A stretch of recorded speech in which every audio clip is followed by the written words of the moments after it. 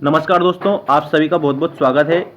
आज आपको मैं बताने वाला हूं बुक कीपिंग और अकाउंटेंसी का मोस्ट प्रश्न जो आपकी वार्षिक परीक्षा में पूछे जाने की संभावना है। ये पूर्णतः आपके सिलेबस पर आधारित है, ये भी आप याद रखेंगे। और बिना देर किए स्टार्ट करते हैं आज के हमारे महत्वपूर्ण क्वेश्चनों को। देखिएगा, इसमें जितने भी क्वेश्चन आपको बताए गए हैं ये सभी आप एक एक करके याद रख लेंगे, ठीक है ना। तो आइए स्टार्ट करते हैं पहले क्वेश्चन से। सबसे पहले आपको सही विकल्प याद करना है। बुक कीपिंग अकाउंटेंसी के हमने कम से कम 10 वीडियो पहले अपलोड कर रखे हैं, तो उसको भी आप जाकर देख सकते हैं। देखिए, साझेदार के अवकाश ग्रहण की दशा में ख्याति का बंटवारा किस अनुपात में होता है, ठीक है। तो यहाँ पर उत्तर में डायरेक्ट बताऊंगा आपको, पुराना लाभ हानि अनुपात। इसके बाद देखिएगा, साझेदारी का दायित्व होता है, तो यहाँ पर आपको याद रखना है साझेदारी का जो दायित्व होता है वो क्या होता है, वो असीमित होता है, ठीक है। इसके बाद में फर्म के विघटन पर साझेदार के ऋण खाते को हस्तांतरित किया जाता है, तो यहाँ पर आपको याद रखना है इनमें से कोई नहीं, ठीक है, इनमें से कोई नहीं। इसके बाद में अगला क्वेश्चन आप देखिएगा, अवशिष्ट याचना पर सारणी ए के अनुसार ब्याज की दर कितनी होती है। तो यहाँ पर आपको याद रखना है 10% वार्षिक होती है, 10% वार्षिक ब्याज की दर होती है। और इसके बाद में अगला प्रश्न आप देखिएगा, स्थायी संपत्तियों पर किया गया व्यय होता है। जैसे मान लीजिए अगर कोई स्थायी संपत्ति आप खरीद रहे हैं, ठीक है, तो उस पर अगर व्यय करोगे तो वो किस प्रकार का व्यय कहलाएगा। तो यहाँ पर पूंजीगत व्यय, क्योंकि इसमें आपकी जो दीर्घकालीन पूंजी है वो दीर्घकालीन पूंजी लगती है। रोकड़ प्रवाह विवरण से संबंधित लेखांकन प्रमाप है, तो यहाँ पर आपको याद रखना है लेखांकन प्रमाप 3 इज द करेक्ट आंसर। इसके बाद में अब आपको रिक्त स्थान कंप्लीट करने हैं। देखिएगा, जो ये रिक्त स्थान है सभी मोस्ट इंपॉर्टेंट है आप लोगों के लिए। गैर व्यापारिक संस्थाओं का प्रमुख उद्देश्य होता है, तो गैर व्यापारिक संस्था जो होती है उनका प्रमुख उद्देश्य समाज सेवा होता है, समाज सेवा। साझेदारी का जन्म से होता है, तो यहाँ पर आपको याद रखना है अनुबंधन होता है, अनुबंधन, या फिर हम ठहराव भी उसको बोलते हैं, अनुबंधन या ठहराव। इसके बाद में देखिए नेक्स्ट क्वेश्चन, वसूली खाता एक प्रकार का खाता है, कैसा खाता है।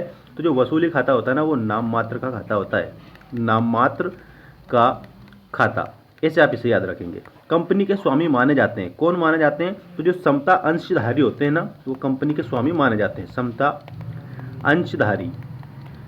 चालू दायित्व वे दायित्व होते हैं जो वर्ष के अंदर भुगतान किए जाते हैं। कितने वर्ष के अंदर, तो 1 वर्ष के अंदर भुगतान किए जाने वाले जो दायित्व होते हैं उनको चालू दायित्व बोला जाता है।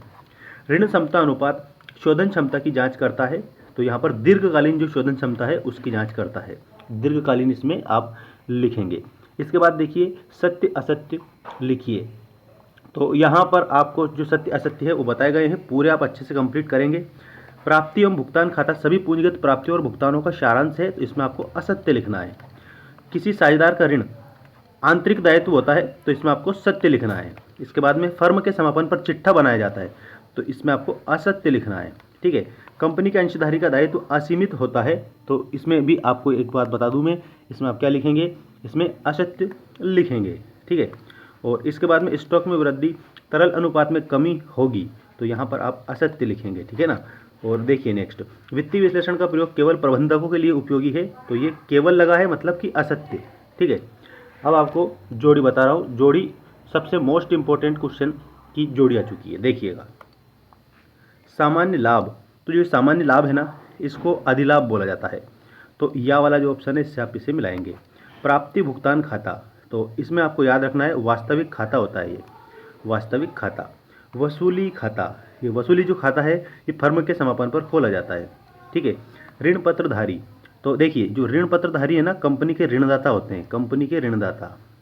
पूर्व दत्त व्यय जो है इसमें आपको चालू संपत्ति याद रखना है, चालू संपत्ति। वार्षिक हास, तो अधिलाभ आप इसमें याद रखेंगे। वार्षिक हास मतलब होता है कमी, तो ये अधिलाभ को सूचित करता है। इसके बाद एक वाक्य में उत्तर दीजिए, एक शब्द या एक वाक्य में उत्तर दीजिए। देखो यहाँ पर गैर व्यापारिक संस्थाओं की सबसे मुख्य आय क्या है, तो इसमें आपको याद रखना है चंदा, ठीक। क्या लाभानुपात में परिवर्तन के लिए ख्याति का मूल्यांकन आवश्यक है, तो यहाँ पर आप याद रखेंगे लाभानुपात में परिवर्तन पर ख्याति का मूल्यांकन आवश्यक नहीं है, तो आप इसमें नहीं लिखेंगे, ठीक।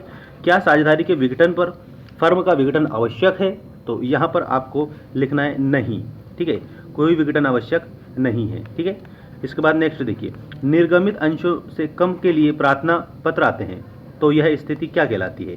तो यहाँ पर सकल देखिए अल्प अभिधान कहलाती है। क्या कहलाती है?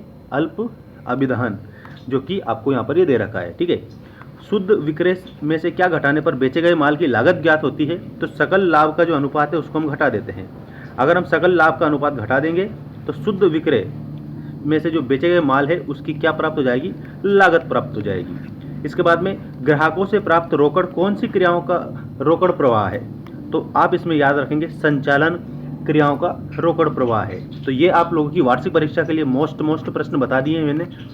मिलते हैं नेक्स्ट वीडियो में। चैनल को अवश्य सब्सक्राइब करें ताकि आपको आने वाली अपडेट मिलती रहे। धन्यवाद।